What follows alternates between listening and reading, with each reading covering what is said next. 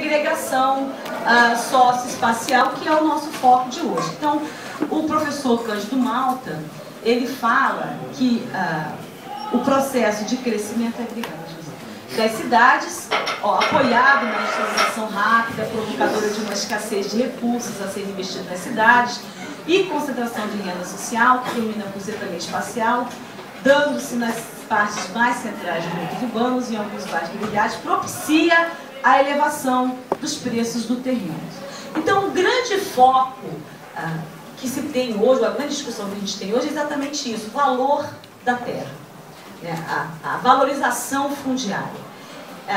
Ela acontece em função do mercado de terras, que é um mercado extremamente desigual, e por uma posição bastante pacífica, digamos assim, do poder público, porque ele assiste a essas transformações todas sem adotar uma postura mais séria, mais incisiva, né? Ou seja, ele vai proibir? Não, mas ele o Estado ele é regulador.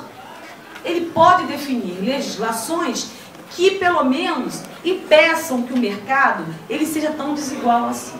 Por que eu estou falando em mercado desigual? Porque o mercado desigual, ou seja, se o preço dos terrenos se eleva, vamos olhar aqui algumas comparações.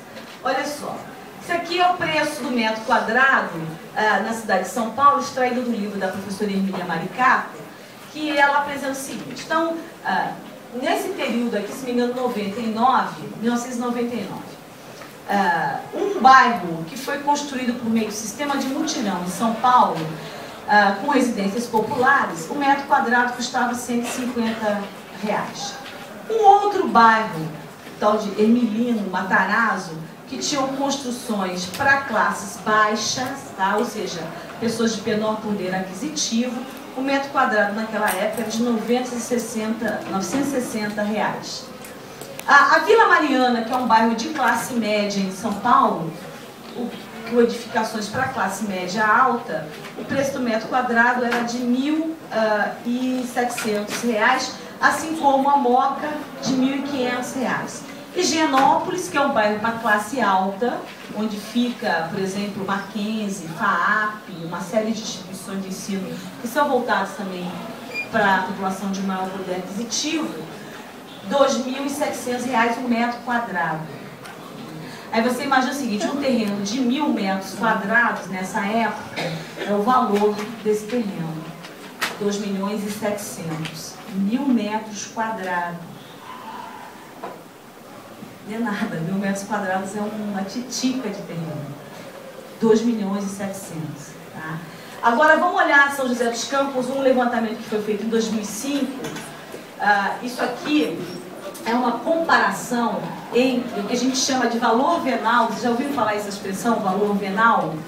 Então, quando os seus pais recebem o IPTU para pagar, tem lá, a gente paga o IPTU em cima do valor venal. O valor venal é um valor que chama de que é um valor oficial de venda, ou seja, quando você vai lá comprar um terreno, uma casa, um apartamento, você nunca coloca na escritura o valor real do seu imóvel, sempre é o valor venal, que é um valor meio fantasia, né? Ou seja, você comprou o seu imóvel por, sei lá, R$200.000 e o valor venal é de R$80.000. Tá? Então ele é sempre muito abaixo do mercado, de uma certa forma nos beneficia, porque é em cima desse valor que é calculado o IPTU que a gente paga anualmente.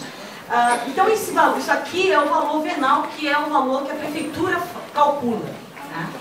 Se a gente olhar aqui, esse valor esse de 2005 ainda não tinha sido refeito, e aí é interessante ver alguns problemas. Então, por exemplo, Vila Industrial, Vista Verde,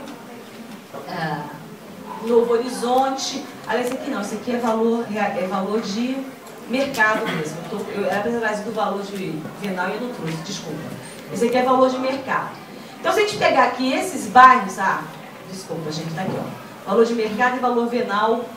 Valor venal é esse piquititico aqui. Valor de mercado é esse que está acima aqui, tá vendo? Então, assim, de qualquer maneira, o preço médio aqui, desses bairros mais afastados, Vila Industrial, Vista Verde, Novo Horizonte, Vista Verde, outra Vista Verde, Jardim Americano, Jardim Uriá, O valor aqui médio é em torno de 250, 200, 300 reais o metro quadrado. Tá? O valor venal é lá embaixo, ó, é abaixo de 50 reais o metro quadrado, tá vendo? Quando a gente vem para os bairros, aqui é uma comparação muito interessante, você pega, por exemplo, Jardim das Indústrias, que esse é titulado da gente, né? O preço médio em 2005 era 300 e poucos reais o metro quadrado, o valor venal em torno de 50 reais o metro quadrado. O Aquários, em 2005, valia 800 reais o metro quadrado, 2005, hein? E o valor venal, 100 reais.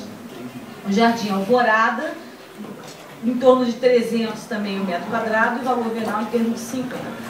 Agora, olha que interessante. O Limoeiro, vocês sabem onde fica o Jardim Limoeiro? Fica lá perto da Monsanto. Lá pro final de São José, em direção a Jacareí. Tá perto, na beirada aqui do banhado. Oi? Perto da Johnson, exatamente. O Limoeiro, o valor do mercado era em torno de 180 reais o metro quadrado, e o valor venal era aí da ordem de 20, 30 reais o metro quadrado. Tudo bem, razoável, população de baixa renda. Uba Nova, isso aqui em 2005, o metro quadrado da Uba Nova está em torno de 350 reais o metro quadrado. E o valor venal em torno de 40 reais o metro quadrado. Ora. A Uba Nova, que concentra uma população de poder aquisitivo médio a médio alto, né, a população de classe média alta, pagando um metro quadrado muito próximo do pessoal do Limoeiro. Isso é ou não é uma incoerência? Claro que é. O que o poder público tinha que fazer? Quem pode pagar, tem que pagar. Quem não pode, você paga menos ou não paga, inclusive. Né? Então, essas incoerências, por que eu moro na Uba Nova? Eu acho um absurdo eu pagar, agora eu não pago mais, aumentou um pouquinho, mas mesmo assim não aumentou muito não. Deve estar aí da ordem, isso aqui foi para a ordem de 100 reais o metro quadrado. Não está muito, porque isso aqui saiu de 300 e subiu. Hoje na Uba Nova está o metro quadrado que é todo de 600 reais, com toda certeza, 500 reais o metro quadrado. Então aqui, quer dizer, essa incoerência aqui é absurda. Isso é falta de política social mais equitativa. Tá? Ok. E aí, o que a gente tem? Essa extrema desigualdade. Em função desse mercado de terra, a gente vai ter como resultado a segregação socioespacial. Quem pode mais, compra os melhores lugares. E aqueles que não podem, o que fazem? A eles sobram os piores lugares da cidade. Quais são esses piores lugares? As áreas próximas às margens de rios, encostas, periferia sem infraestrutura básica. Então, as pessoas, elas acabam sendo empurradas, a população de baixa renda ela é empurrada por uma situação de residencial que é realmente desumana. Ela não tem poder de negociação. Ela fica exposta ao mercado imobiliário. E o Estado o que faz? O Estado continua a fazer os investimentos que aumentam cada vez mais essas diferenças. Ao invés de ele investir em infraestrutura nas áreas afastadas, para dar mais ainda condições àqueles que podem menos, não. O que ele faz? Ele vai investir nas áreas que são mais comercialmente vendáveis da cidade, como é essas áreas mais centralizadas aqui. Então, o que eu falei aqui, durante muito tempo, esse era o modelo que a gente tinha nas cidades brasileiras. Quem pode mais está mais bem localizado, quem pode menos está afastado. Então, ricos na área central e pobreza na periferia. Isso se acentuou no século XX, só que depois dos anos 70, um outro padrão começou a surgir nas cidades. Os ricos não querem mais ficar nas áreas centrais. Por que não? Porque as áreas centrais começaram a ficar lotadas de carro, trânsitos insuportáveis, e para onde começou a correr essa população de alto poder aquisitivo? Para as periferias. Mas não é a mesma periferia. Não é essa periferia que a gente estava acostumado a ver na década de 70, 60, 70, 80. Pobreza, esgoto a céu aberto, falta de asfalto, água, luz, falta de tudo, né?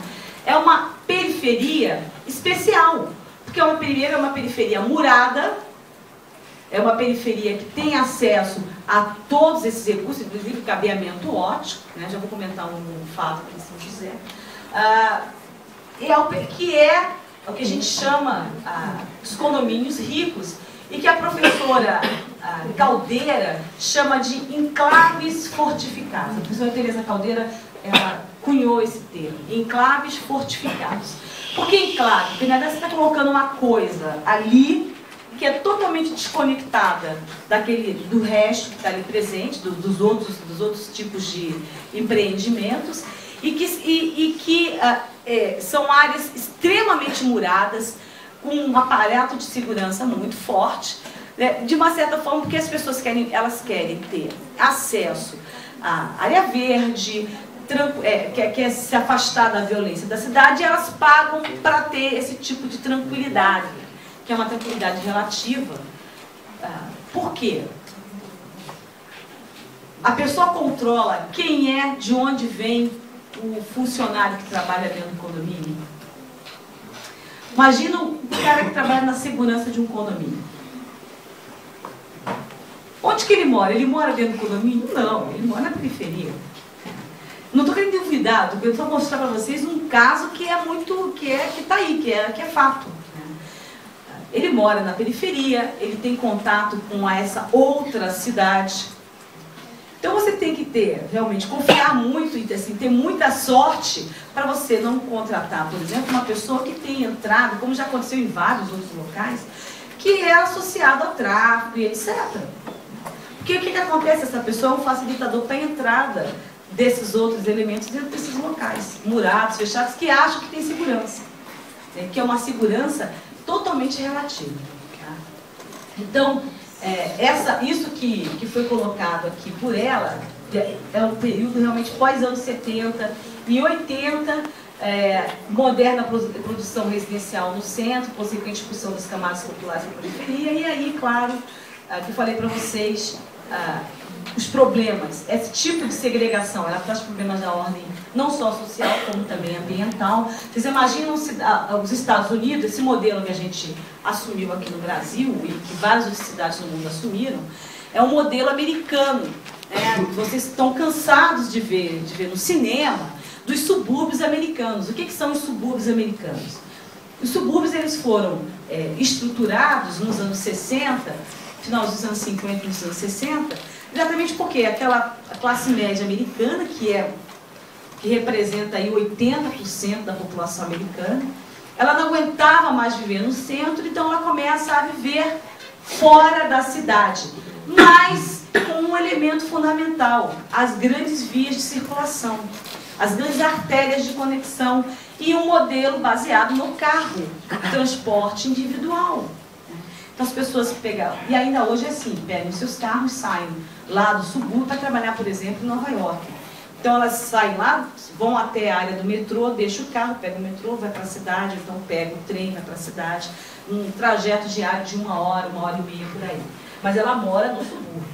E esse modelo veio para cá, murado, dentro de um processo de segregação mais intensa ainda. Essa segregação e esses problemas também atingem, digamos, as classes sociais menos favorecidas. Essa que a gente fala que é o modelo dual, né? Ou seja, pobre e rico, o centro rico destinado às classes de maior poder aquisitivo e as periferias muito pobres e com os piores serviços públicos. Esses grupos sociais dominados, ou seja, que são totalmente excluídos, obviamente, no Brasil, depois dos anos 80, com a redemocratização, etc., eles começaram a se organizar. E o poder de organização deles é muito grande, muito maior do que a gente imagina. Você imagina que você, todo dia, não tem problema de água, você ter problema você não ter, por exemplo, não ter como pagar o seu aluguel, você está preocupado em alimentar o seu filho, mas você também está preocupado se você vai ser expulso de onde você está, como é que você faz para colocar comida dentro de casa, para dar uma educação digna ao seu filho. E você está vendo tudo isso acontecendo, quer dizer, quem pode, tudo tem, e eu que não posso, não tenho nada. Pô, que diabo de governo é esse?